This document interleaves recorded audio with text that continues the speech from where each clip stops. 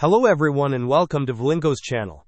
In today's video I will show you how to install any website as an application on Microsoft Edge. And now, let's get started.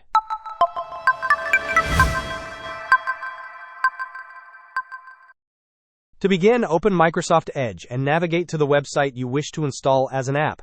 Once the website is loaded, locate the three vertical dots in the top right corner of the browser window.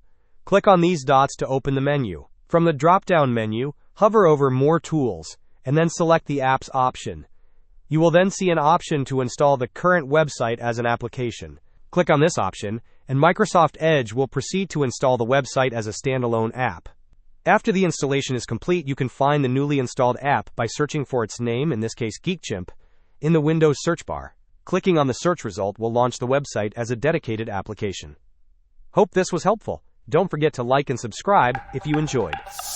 As always, thanks for watching and I will see you in the next video.